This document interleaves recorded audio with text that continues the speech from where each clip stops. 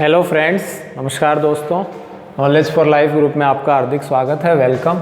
तो दोस्तों आज हम प्रत्यावर्ती धारा वाला जो पार्ट है, अल्टरनेटिंग करंट, प्रत्यावर्ती धारा, इसमें हम प्रत्यावर्ती धारा का वर्ग माध्य मूल मान ज्ञात करेंगे। क्या ज्ञात करेंगे? IRMS। तो दोस्तों R है रूट और M है मीन और S होता है square, root mean square of current, यानी कि प्रत्यावर्ती धारा का वर्ग माध्य मूल मान। प्रत्यावर्ती धारा का वर्ग माध्य मूल मान। तो अल्टरनेटिंग करंट आप दोस्तों जानते ही हो कैसी होती है। यूँ इस तरह से फर्स्ट हाफ साइकिल के लिए पॉजिटिव, देन सेकंड हाफ के लिए नेगेटिव। यदि हम करंट में स्मॉल आई को से भी रिप्रेजेंट कर सकते हो और आप इसे कैपिटल आई से भी। और हम यदि टाइम के अकॉर्डिंग ले लें तो ये हो जाएगा T/2, ये T। और यदि हम ओमेगा टी के अकॉर्डिंग लें तो ये होता है पाई, 2 पाई, 3 पाई, ठीक है, एंगल के अकॉर्डिंग। तो इस तरह से ये होता रहता है। एक जो कंप्लीट साइकिल होती है दोस्तों वो यहाँ तक है, या दो ये आपके क्रिस्ट और दो ये थ्रो हैं, इनके बीच की जो डिस्टेंस है उसको भी हम ले लेते हैं। या दो मैक्सिमम जो एम्पलीट्यूड हैं, ये वाली और ये वाले, इनके जो बीच की जो डिस्टेंस है उसको भी हम एक कंप्लीट साइकिल बोल देते हैं, ठीक है। यूँ इस तरह से ये हाफ और देन ये हाफ और फिर ये हाफ, ये हाफ, इस तरह से ये हो जाता है। तो जो अल्टरनेटिंग करंट है उसके लिए फॉर्मूला आप दोस्तों जानते ही, वो हम लिख लेंगे साथ साथ। तो IRMS, इसके लिए हम क्या करें, करंट ले लेते हैं और उस करंट का स्क्वायर कर देते हैं, ठीक है। क्या कर दिया? स्क्वायर। फिर कह रहा है मीन।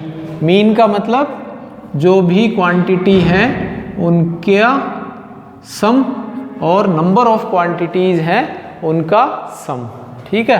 राशियों का योग बटे राशियों की संख्या, यानी नंबर ऑफ सन। तो ये 0 to T into dt upon 1, ये हमने एक ही क्वांटिटी ली है, इंटू dt, और 0 से T। सम का मतलब दोस्तों यहाँ हम इंटीग्रेशन लेते हैं, यानी कि समाकलन लेते हैं। तो ये हमने इस तरह से औसत ले लिया। राशियों का योग 1 है और बटे राशियों का योग तो I स्क्वायर है और राशियों की संख्या कितनी है? 1। और टोटल जितनी भी वैल्यू है 0 से लेकर T तक, उनके लिए हम उनका क्या कर देते हैं? इंटीग्रेशन कर देते हैं। और फिर उसके बाद में दोस्तों यहाँ क्या है? रूट। तो हम इसका ये क्या ले लेंगे? अंडर रूट ले लेते हैं। क्या ले लेंगे? अंडर रूट ले लेते हैं, वर्गमूल ले लेते हैं। I की वैल्यू रख देते हैं दोस्तों। सबसे पहले I की वैल्यू आप जानते ही हो। I क्या होता है? I0 sine omega T. I0 क्या है ये क्लियर कर चुके हैं। I0 होता है धारा का शिखर मान, peak value of electric current, या maximum value of electric current, धारा का अधिकतम मान। और दोस्तों इस पूरे का क्या है? स्क्वायर है, और इनटू में dt अपॉन इसका हम कर लेते हैं 1 का इंटीग्रेशन। हम जानते हैं जिसके सापेक्ष, जिसके रेस्पेक्ट में हम इंटीग्रेशन करते हैं वो आ जाएगा t, और लिमिट आ जाएगी 0 से t। और यहाँ ये आपके क्या आ जाएगा? अंडर रूट आ जाता है। फिर दोस्तों हम इसका स्क्वायर कर लेते हैं, तो ये हो गया I0 स्क्वायर और ये हो गया sine square omega T into dt। और पहले अपर लिमिट रख लें, फिर लोअर लिमिट रख लेते हैं, यानी कि t-0 और 0 से t, और ये आपके इंटीग्रेशन।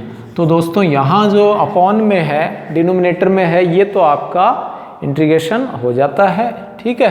अभी आपने न्यूमिनेटर वाला इंटीग्रेशन नहीं किया है। तो दोस्तों ये t-0 t हो गया, और यहाँ ये आपके IRMS अब दोस्तों आई नॉट स्क्वायर एक कांस्टेंट क्वांटिटी है, ठीक है, इनवेरिएबल क्वांटिटी है, तो इसलिए इसको ये सबसे पहले इंटीग्रेशन से बाहर ले लेते हैं आई नॉट स्क्वायर और रूट से बाहर ले लेते हैं, तो ये आ गया आई नॉट, ठीक है। टी को भी आप चाहें तो बाहर ले सकते हो, अदरवाइज कोई ज़रूरी नहीं, अंदर ही रहने दीजिए। और ये आपके दोस्तों हो जाता है integration sine square omega T into D T, और अपॉन में आ जाएगा टी, अपॉन में आ जाएगा टी, ठीक है। ये इंटीग्रेशन के अंदर है। अब दोस्तों स्क्वायर ये सिंपल, अब आपके मैथ्स है, मैथ्स वाले बच्चे हैं वो इजीली कर लेंगे। स्क्वायर का समाकलन नहीं होता है, उसको हम एक पावर के रूप में, 1 पावर के रूप में लेंगे। तो इसके लिए दोस्तों दो एक सूत्र हैं, एक होता है cos 2 थीटा इक्वल्स टू होता है 1 माइनस 2 साइन स्क्वायर थीटा। तो ये जो ओमेगा टी है ये दोस्तों क्या है, थीटा है। तो ये इसको इधर ले जाएं तो 2 sine square theta equals to हो जाएगा 1 माइनस cos 2 थीटा, ठीक है। और साइन स्क्वायर थीटा की जगह ओमेगा टी रख लीजिए, यहाँ 2 नहीं है तो 2 अपॉन में 1 minus cos 2 omega T upon 2। ये वाली वैल्यू दोस्तों हम यहाँ पुट कर देते हैं। तो इसको पुट करके इसको हम सॉल्व कर लेंगे, पॉज करके इतना आप लिख लीजिए।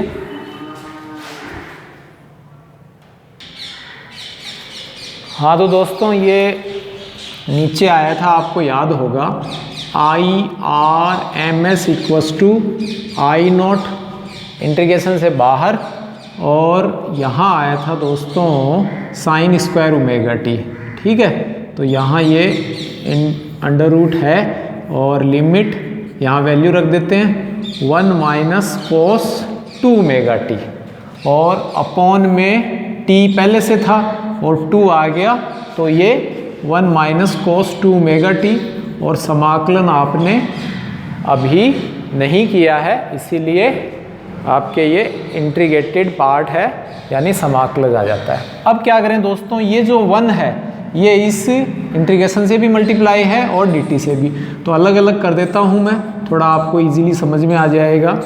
तो ये हो गया दोस्तों integration 1 into D T upon 2t, और माइनस इंटीग्रेशन यानी सांप भी बोल देते हैं कई सर इनको, और अपॉन में है 2t, ठीक है।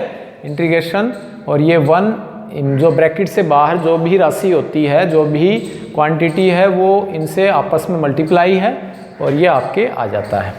फिर उसके बाद में दोस्तों I R M S I not, और ये दोस्तों अभी आपने किया था, ये जो आंसर आया था टी वाला, ये तभी आया था, तो मैं डायरेक्ट लिख देता हूँ टी अपॉन 2t, ठीक है। और माइनस कॉस का हम समाकलन कर लेते हैं, कॉस का समाकलन इंटीग्रेशन होता है साइन 2 ओमेगा टी, और 2 ओमेगा टी का हम फिर से करेंगे, तो ये अपॉन में आ जाएगा, 2 पहले से है तो 4 ओमेगा टी, और यहाँ हम लिमिट रख लेते हैं 0 से t, ठीक है। और ये t से t क्या हो गया दोस्तों, कैंसिल हो गया, तो ये आ जाएगा दोस्तों आई नॉट अंडर रूट 1/2 माइनस और साइन 2 ओमेगा कैपिटल टी, ठीक है। और स्मॉल टी आपके जो वेरिएबल क्वांटिटी है, चर राशि है, उसमें हम रख देते हैं माइनस साइन 0, और अपॉन में क्या है दोस्तों 4 ओमेगा टी। अब ओमेगा इक्वल्स टू आप जानते हो दोस्तों क्या होता है 2 पाई अपॉन टी, सिंस या चूंकि therefore omega t equals to क्या आ जाएगा 2 पाई, तो जहाँ कहीं भी ओमेगा टी है उनके स्थान पर हम 2 पाई रख लेते हैं। तो दोस्तों ये आंसर आ जाएगा I R M S I not under root 1 upon 2, ठीक है। और ये हो गया साइन 0, साइन 0 की वैल्यू आप जानते हो 0 होती है, और ये हो जाएगी साइन 2 इंटू ये कितना है 2 पाई, ठीक है। और अपॉन में क्या हो गया 2 पाई यानी 4 2 जा 8 पाई, ठीक है, ये आ जाता है। तो इसका मतलब दोस्तों साइन 0 है, साइन 2 पाई है, dot dot dot dot dot dot sine 2n pi है। इसकी वैल्यू क्या होगी? 0 ही होती है, यानी कि ये 0 है।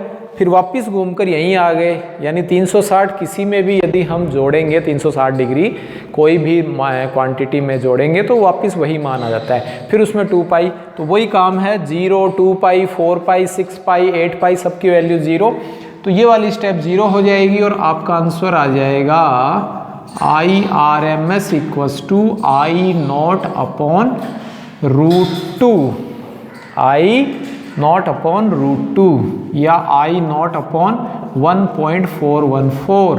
तो IRMS आ जाएगा 0.707 इंटू I0। ठीक है, I0 कैपिटल या स्मॉल, यानी जो धारा का वर्ग माध्य मूल मान है वो उसके अधिकतम मान या शिखर मान जो है उसका कितना गुना हो जाएगा? 0.707 गुना हो जाता है। तो पॉज करके लिखिए। हाँ तो दोस्तों ये जो IRMS आया है ये आपके कंप्लीट साइकिल और हाफ साइकिल दोनों के लिए ही आता है, यानी पूर्ण चक्र के लिए और अर्ध चक्र के लिए। साथ ही साथ दोस्तों ये जो आपने वैल्यू निकाली है ये है धारा का वर्ग माध्य मूल मान। इसी प्रकार यदि आप वोल्टता का वर्ग माध्य मूल मान निकालते हो, जैसे हम VRMS ले लेते हैं, तो वो हो जाएगा V0 upon √2 0.505 into V0। VRMS क्या है? प्रत्यावर्ती वोल्टता का वर्ग माध्य मूल मान इक्वल्स टू 0.707 इंटू प्रत्यावर्ती वोल्टता का शिखर मान, यानी क्या आ जाएगा दोस्तों? Square root mean value of alternating voltage, ठीक है, इक्वल्स टू 0.707 पीक